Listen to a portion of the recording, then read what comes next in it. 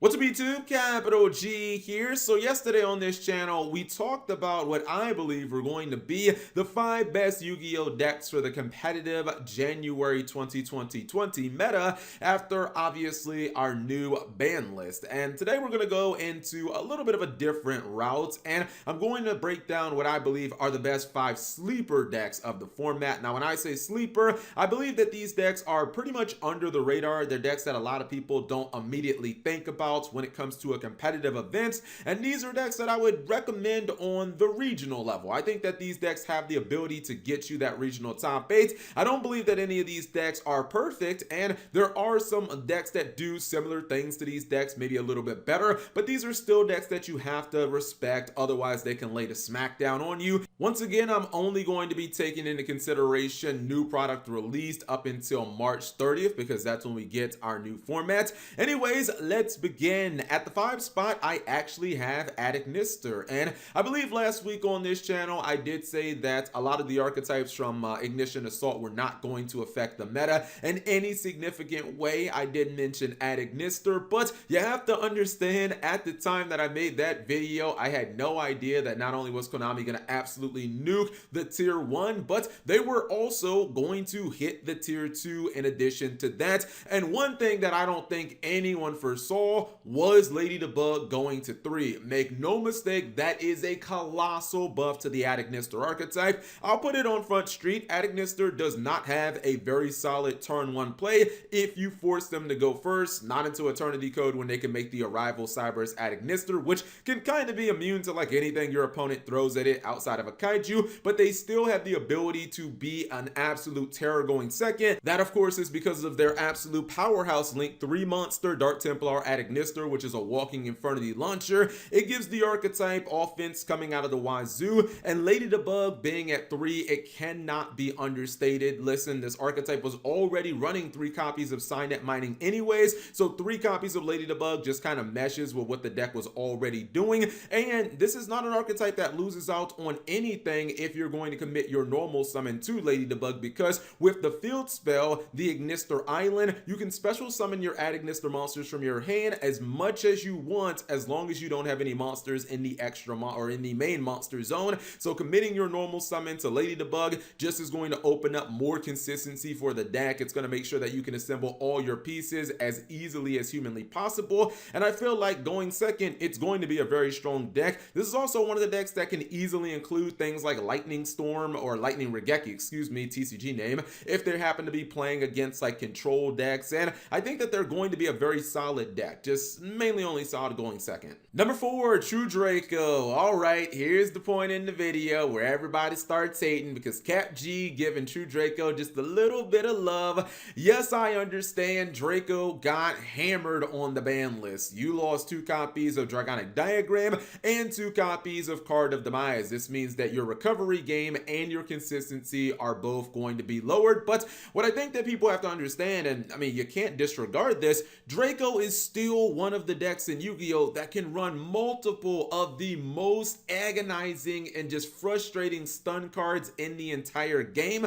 Look at some of the cards that Draco players can play at 3 in their main deck. There are so many auto win options, whether it be Inspector Border. I mean, seriously, you drop that turn 1 against an Orcus player or a Salamangreat, what are they really doing? You obviously have the options of main decking things like There Can Only Be One, same kind of results, or the Monarchs Erupt, which we know that that's basically skill drain against most decks in Yu-Gi-Oh! Those are all auto win cards under the right circumstances, and if you hit those, keep in mind things like Pot of Duality, still at 3, so you still are going to be able to get deeper into your deck, and that's probably going to, and excuse my French here, fuck up a lot of the meta and the best decks. Also, let's talk about Crackdown for a second, because I've always thought that that card had really good potential in Draco. Obviously, it lets you just take one of your opponent's monsters, which can disrupt their plays, but then considering that it gives you a face-up trap, you can actually tribute it to summon your Draco monsters. If you're able to hit your 1 copy of Dragonic Diagram, you can blow up the monster or blow up the Crackdown to search something else. I feel like this card was kind of overshadowed by better cards in Draco, but now you're a little more desperate, so there may be a little room in your deck for that. Lastly, if you don't want to go the Inspector Border route, let us not forget that we did see Evil Eye True Draco have some success on the regional level a couple of top 8s here and there. And I mean, essentially, Yugioh can be like a baby masterpiece, kind of being that card that is not able to be targeted by your opponent. And then also you can kind of pop their cards once every turn.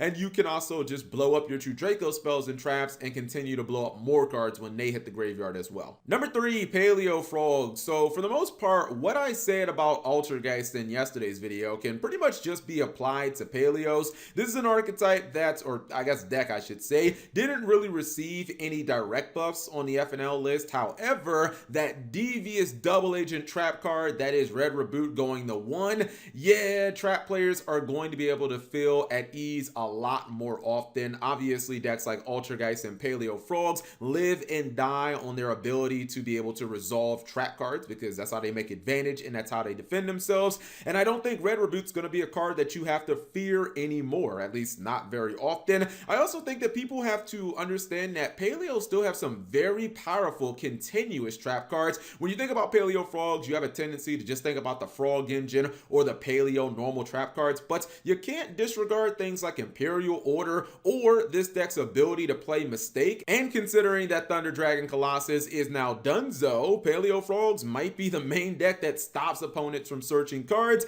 and stopping your opponent from searching cards is just really important in Yu-Gi-Oh! It can beat entire decks. I like Paleozoic Frogs. I like their ability to kind of grind it out. I'm not sure if it's the best when it comes to these grindy trap decks, but it's still definitely strong. And when you open with Totally Awesome, your chances of beating most decks go up exponentially. They can also run so many high value trap cards like Lost Win, cards that can be used multiple times in a duel, which I just really love those high value cards. This deck will definitely be better in MR5, but I think it's in a pretty good spot right now as well. Number 2, Invoke. So I originally had Dinosaurs in the second spot because I really like Dinosaurs' ability to go first or second. They can set up some really cool things, you know, the Evolzers going first and then going second because of Double Evolution Pill and Conductor. They can break your board. They're also like one of the only decks that's naturally kind of immune to Nibiru because of Miscellaneous Source and the fact that Nibiru is an activated effect, so it doesn't really work on them. But then I started thinking about it and I was like, I don't really know that Dinosaurs are a sleeper deck. I think most people just expect Dinosaurs to be good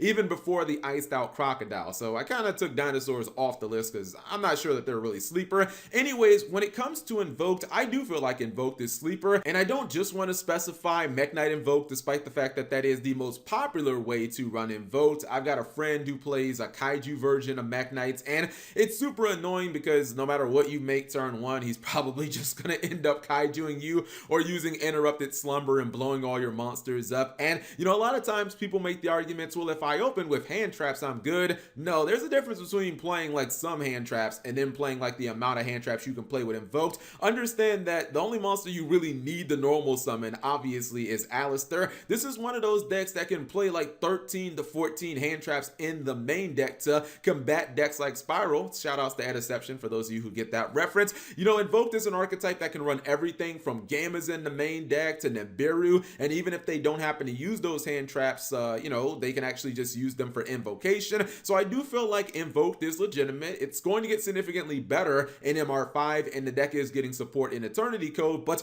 right now it's a really solid option. And one of the reasons that it kind of, or that I kind of went over the edge and added Invoke to this list, because I don't think Invoke like is super strong going first, but you can run things like Impermanence, and God forbid I say this, there can only be one in the main deck. My friend does that just to be annoying, and that makes your going first game actually pretty good, even if you would, you know, probably want to go second. Honorable mentions include Cyber Dragon, Burning Abyss, and Marincess. And finally, to our number 1, and I really hate saying this, Pendulums. Everyone knows how much I dislike that mechanic and wish that Konami would delete it from the game, but fair is fair is fair, and shout outs to Steven Trifanowski. Triff has already apparently topped a regional, going 7-1 at the, I believe it was Toronto regional, playing Pendulums without Electromite and with only 1 copy of Servant of Endymion. I thought that those were going to kill the deck. I thought it would kill the mechanic, honestly, but no, apparently you can still do some pretty crazy stuff. I believe that Triff has implemented things like Pot of Extravagance into his main deck, saying that, well, the extra deck just doesn't matter because there's no more election might. We just need the draws. From what I've seen, the deck seems very Endymion focused right now, and I'm pretty sure that the saving grace of Pendulums is the fact that all of these negation cards that hold spell counters, they're not hard once per turn. So if you have multiple copies of Mighty Master on field, multiple copies of Jackal, you can use those cards over and over again in the same turn, and your opponent will obviously just kind of run out of resources. In addition, those same negation monsters have really good stats, so you can kind of convert that into an OTK in the following turn when your opponent doesn't have enough resources to actually defend themselves. I tip my cap to you, Steven Trifanowski. Konami banned Heavy Metaphors Electromite. Hell, they even banned you, and in the end, you're out there still getting those tops. So congratulations, my friend. Anyways, those are just my picks. If you guys have your own, leave them in the comment section below. Thank you guys for watching. As always, subscribe if you have not already, and turn on that notification bell for daily videos.